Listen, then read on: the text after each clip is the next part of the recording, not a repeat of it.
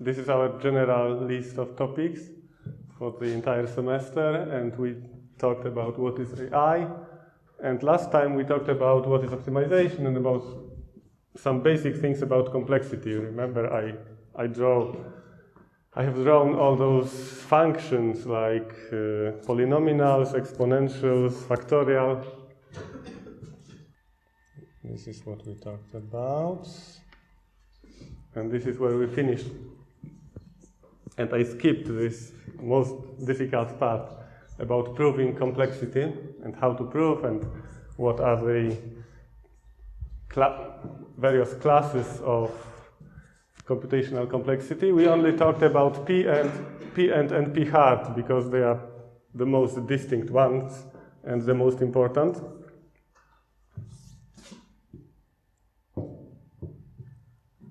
And we kind of talked a few times about the most simple algorithms, so methods that could give you a good solution. We talked a lot about the exhaustive or exact algorithm, which just examines all the solutions one by one. And a slightly simpler version of this exhaustive approach is a random algorithm. And it's also could be considered slightly easier and also slightly worse than the exhaustive one. The exhaustive one, you could imagine, like, if this is the set of all possible solutions, the exhaustive algorithm will check those solutions one by one. And the advantage of this algorithm is that it knows where it finishes. Even though it may be like trillions and trillions of years to reach this point, it's like an iteration that will end at some point. The random algorithm simply generates solutions randomly and checks them one by one. So it has no control over what it already generated, and it may happen that it will generate the same solutions multiple times, which is, of course, a waste of time.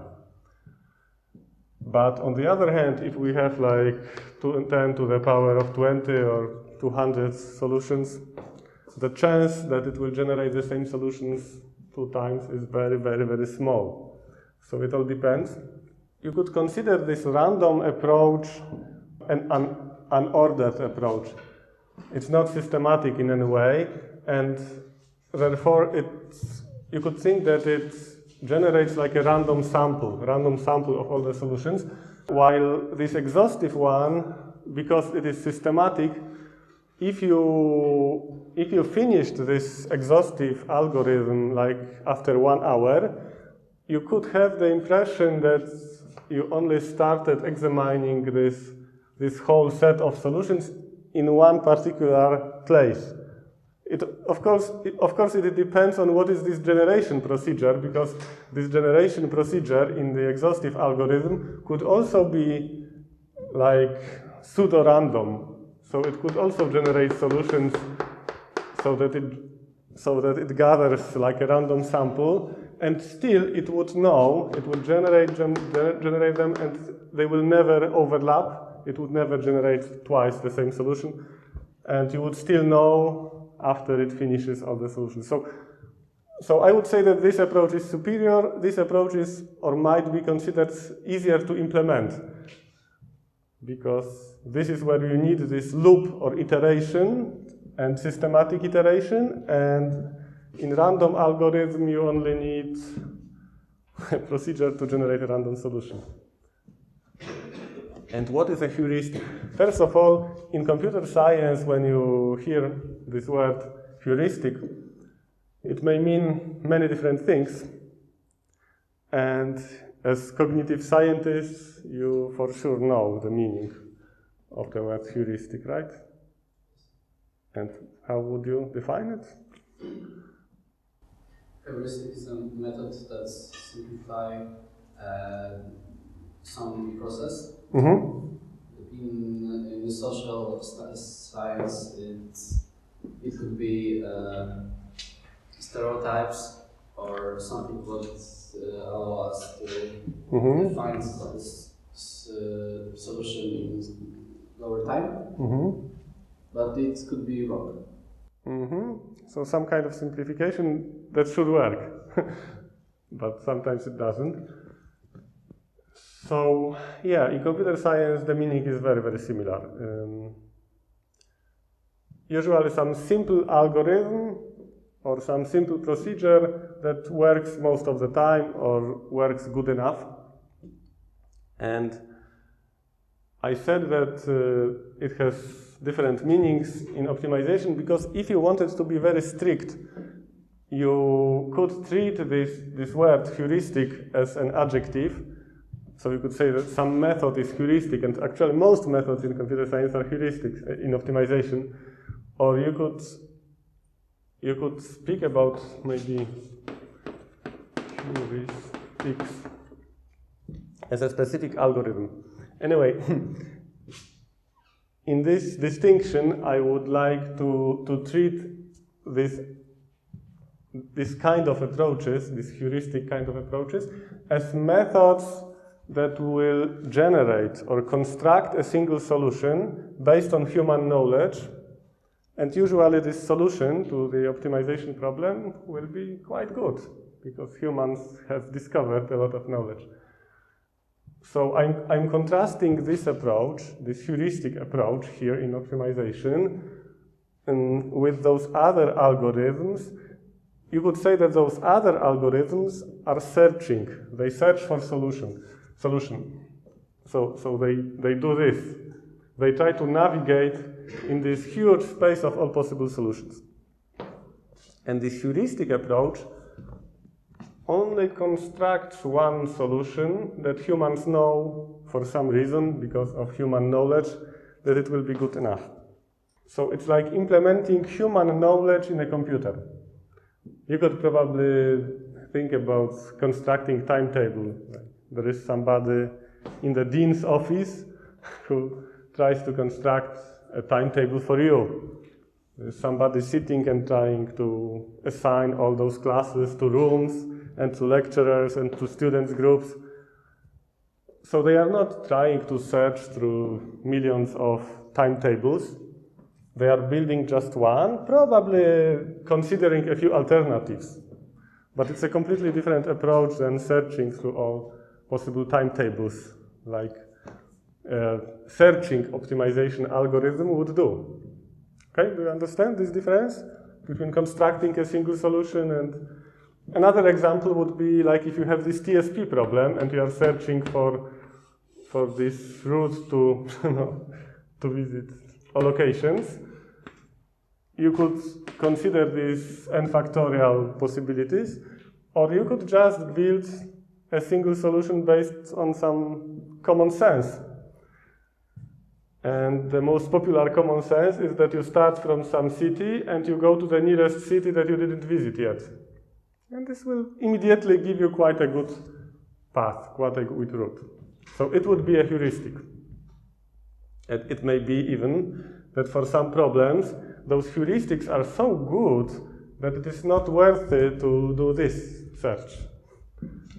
But usually searching for solutions doesn't hurt, especially that computers are so fast. So why not? But heuristics can be good, and they are usually very, very, very, very, very, very fast. Because if humans did it on paper, then computers, of course, do it a million times faster, and that's why heuristics are very, very fast. Okay.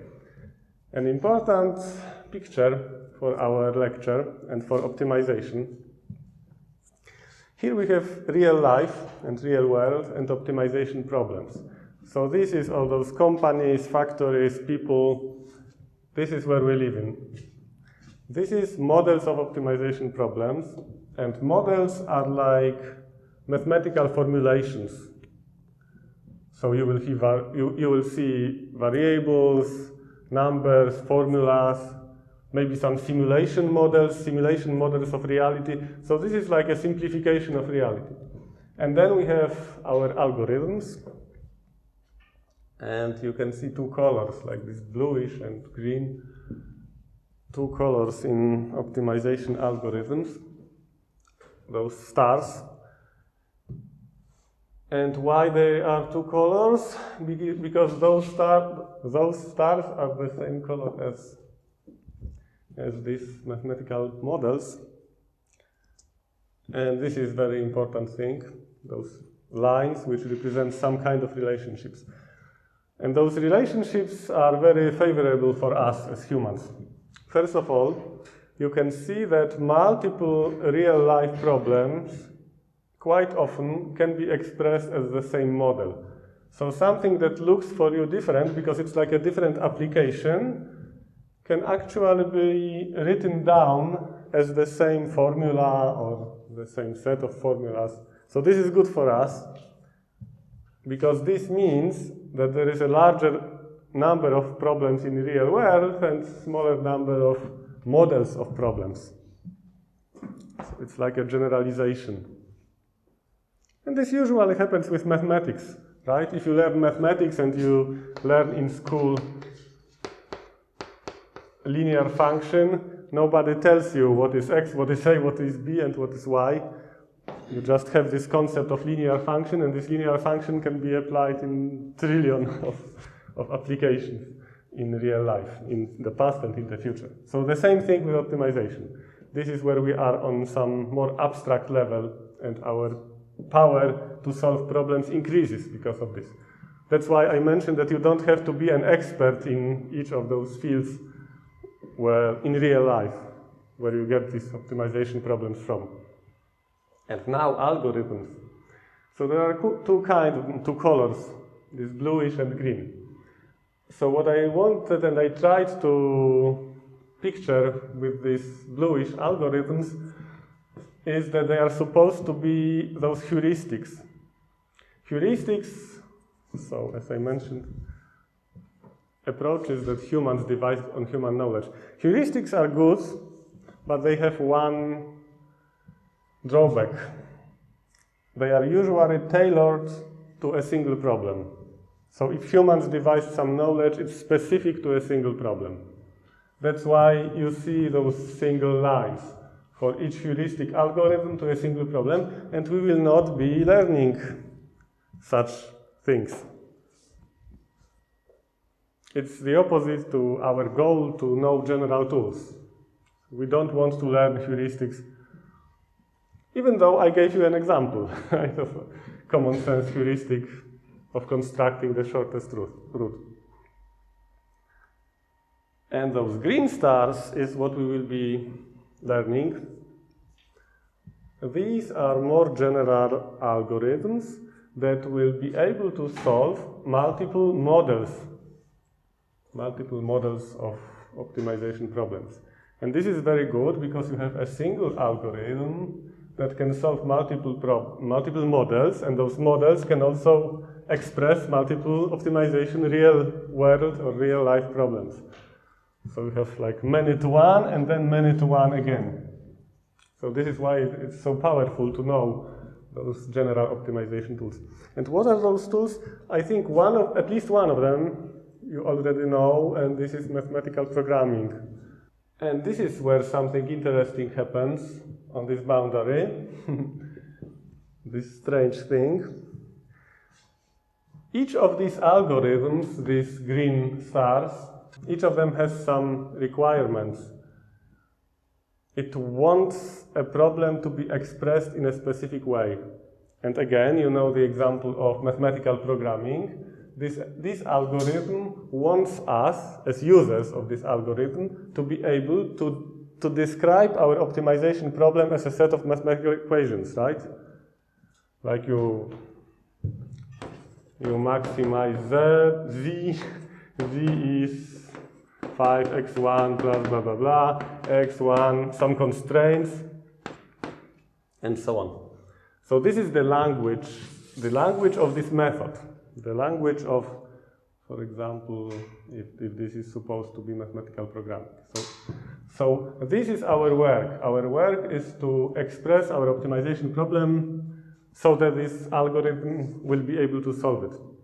And during this lecture, we usually do not explain in detail how those methods and how those optimization algorithms actually work inside. especially if they are very complex, but sometimes we do. Okay, so I will speak probably about like 5 or 6 algorithms.